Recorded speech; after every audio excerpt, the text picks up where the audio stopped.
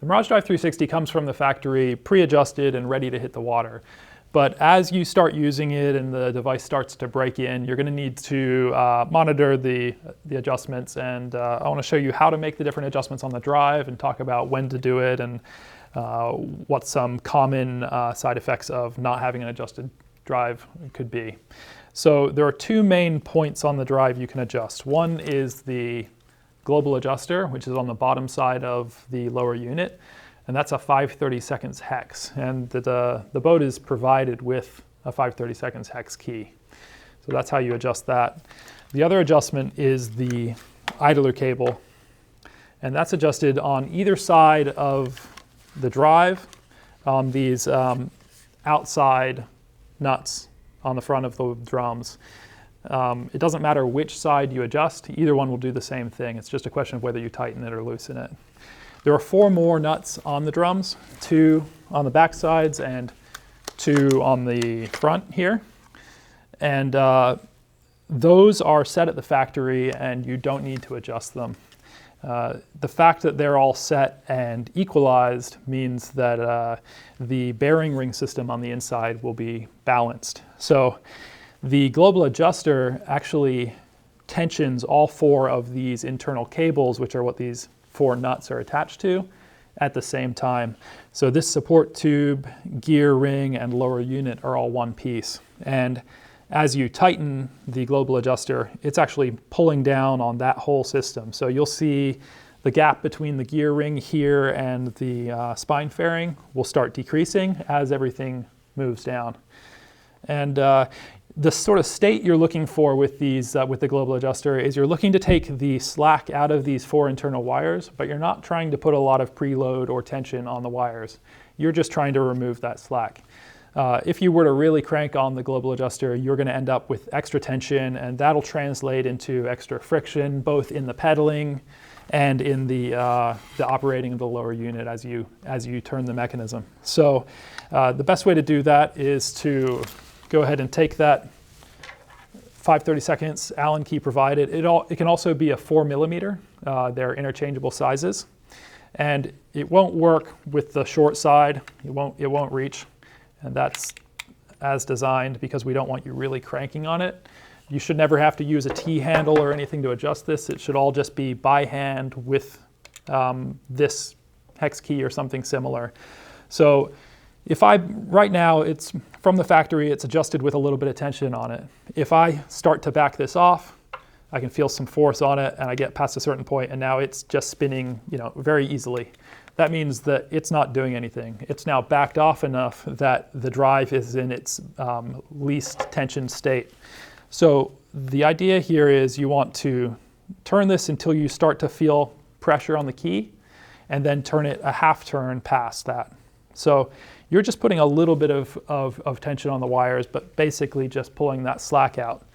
And I'll back that off again, and I'll show you that you can actually see in the gap between this ring gear and the spine fairing, if I were to keep tensioning it, you'll see that gap slowly tighten.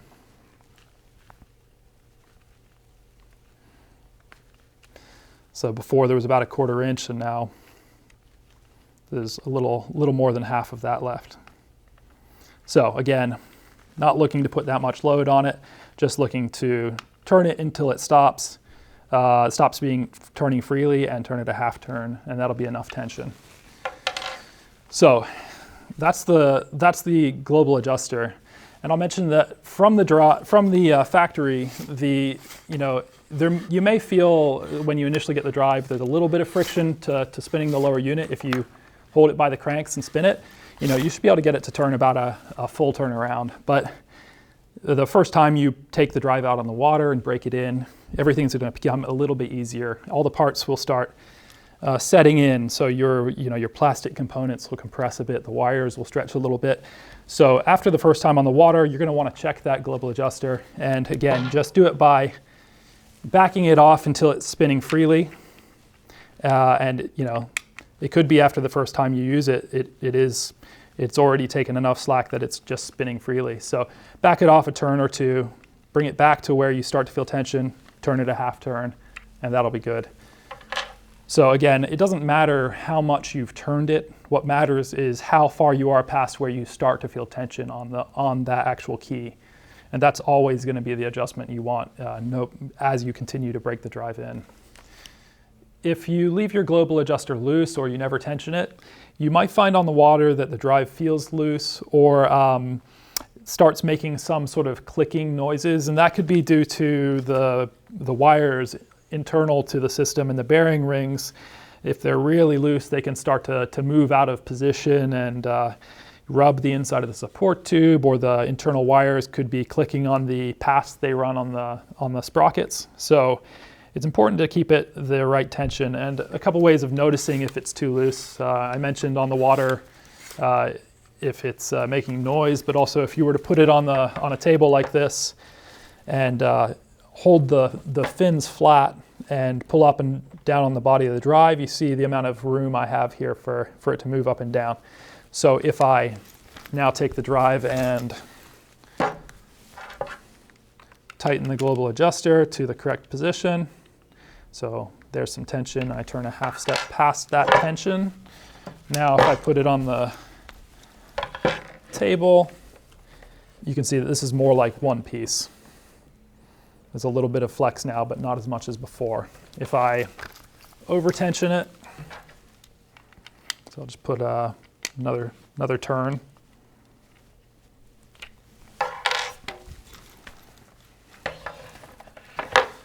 Now you can see this is quite solidly basically moves as a single unit. So you're looking for a little bit of movement, but a lot of slop is gonna mean that you're gonna see a lot of movement of these internal parts and maybe some noises. So again, just make sure it's adjusted properly. So I'll back this off until it spins freely. There it goes. I spin it with my fingers, and then just half turn of tension.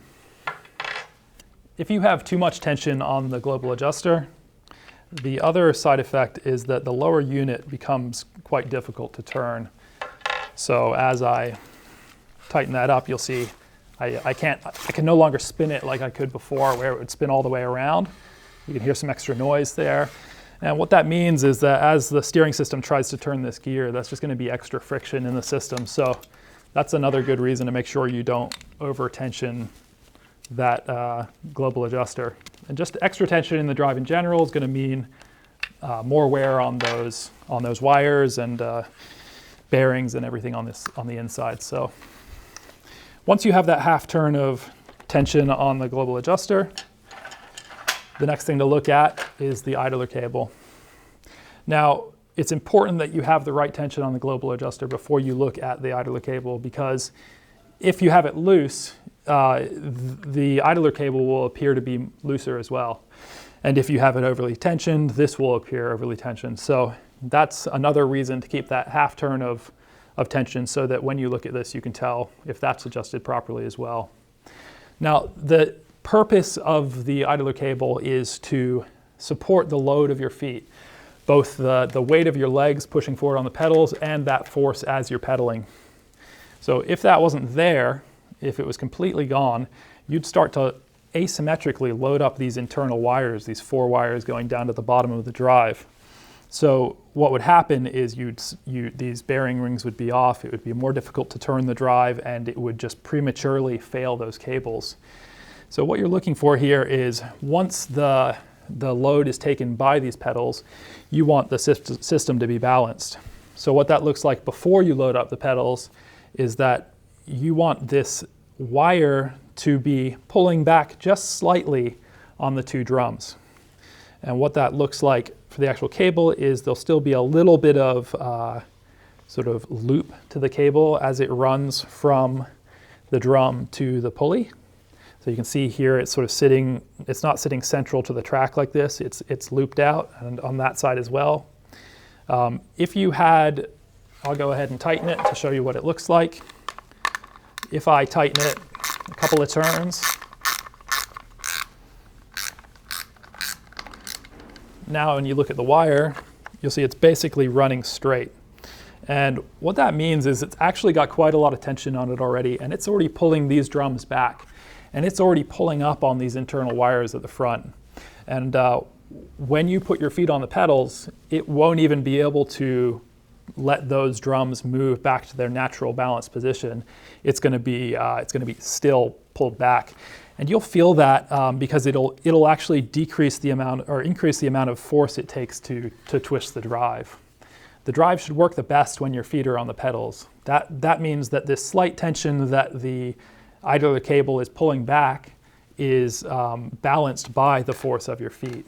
So I'll go ahead and release that extra tension on the idler cable again, and then show you a good way of gauging how much tension there is and making sure it's correct. So we're back to where we have a nice amount of loop in this cable.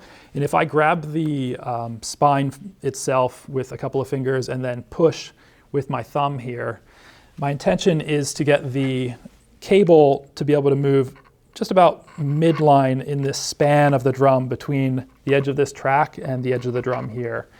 So I'm going to be putting, around 10 pounds of force. It's enough force that you feel it on your thumb, but it's not hurting you, and see where that lines up. So in this case, it looks good. I can pass it to about halfway across the drum, and I'm not trying to do both sides at the same time. This is just the one side. And so that's a good amount of tension on the cable. If I go ahead and loosen it too much, this is just, let's say, a turn and a half here, you can see that I'm now able to pull that a lot further across that drum with that same amount of pressure on my thumb. If I then tighten it, and I'll tighten it until it looks like the wires are, approaching straight. There we go.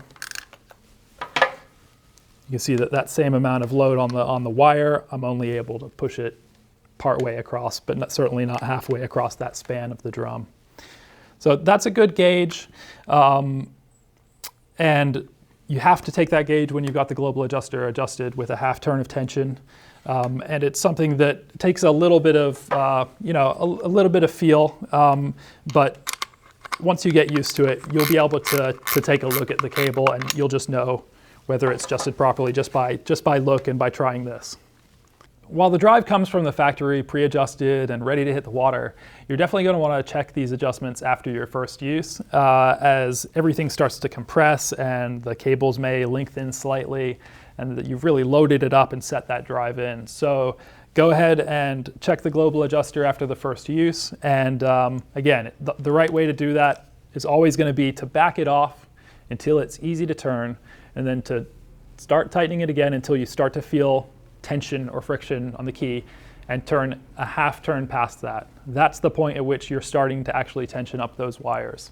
So always loosen and then retighten it and see where you are. That's the only way of really gauging how much tension you have on it. You don't want to just throw another turn on it and assume it's good. And then periodically, during use, I would say every few times you go out on the water, it's a great idea to check that tension again. And to keep an eye on the idler cable too, because long term you will get some stretching and compressing in that as well.